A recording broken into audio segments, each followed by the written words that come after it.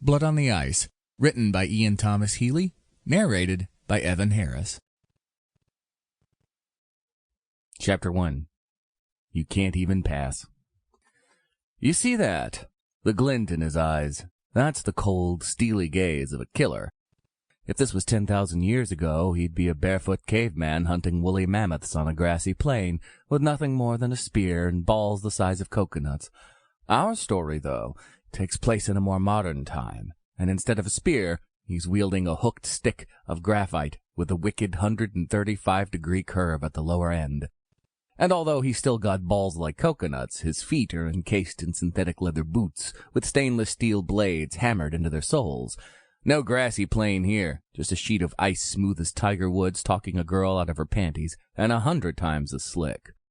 This particular descendant of cavemen is Hamish Hamlish, the first-line right-winger of the Fort McWilliams Fighting Aardvarks hockey team, and the owner of the most unfortunate combination of first and last names since Boutros Ghali.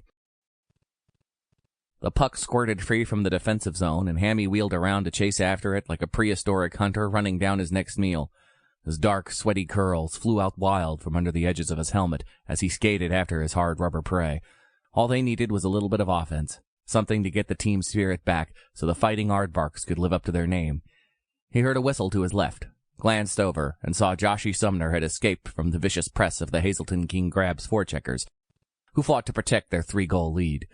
The slender center iceman was a 4-year veteran, like Hammie, which wasn't saying much for a Western Canada Professional Hockey League team. The WCPHL was as low as you could get on the totem pole of NHL affiliations. It fed into the league that fed into the league that fed into the NHL. You could make just as good money working the fryer at Tim Hortons as you could in the WCPHL. Hammie knew that because his mother constantly reminded him of the fact. Hammie picked the puck off the boards with the tip of his stick and whipped it across the blue line. Gassed after a full 90-second shift, he staggered after it nonetheless. He and Joshy could at least give the other guys a few extra seconds of ice time to change up while they put on a semblance of offense. "Heads up, Hammie," called Joshy. Hammie didn't need the reminder. He could hear the Crab's 130-kilo defenseman pelting down the ice toward him. The man sounded like a rhino on the charge, puffing and blowing as he built up momentum.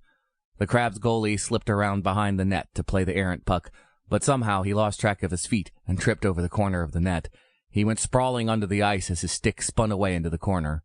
For one glorious moment, the puck sat unattended on the ice, just out of reach of the flailing Crab's goaltender. The net gaped open like a puck bunny's mouth. The world shrank to its exact size, with a wide lane cutting clear to it. Hammie lowered his stick, ready to score an easy goal. Losing was bad enough, but a shutout always felt worse, especially on home ice. The few fans who'd come to the Varks home opener deserved to see their team get on the board before time expired. All Hammie had to do was tap it in, and they could lose with a shred of dignity. It was one of those moments where time slowed to a crawl.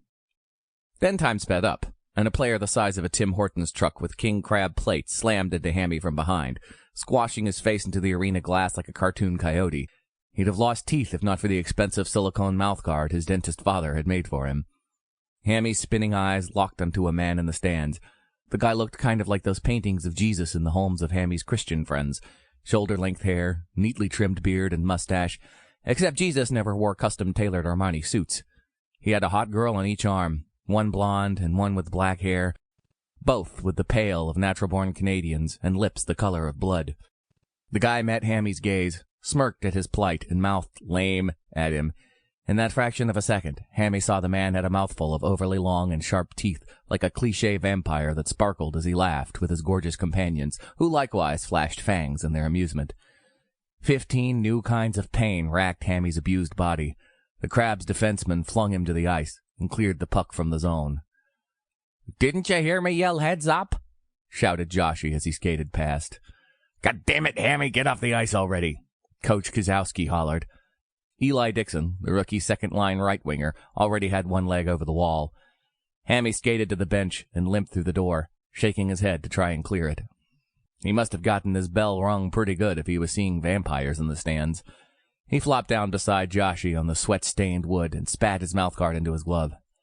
"Did you see that hit?" "See it? I think it shook the whole arena."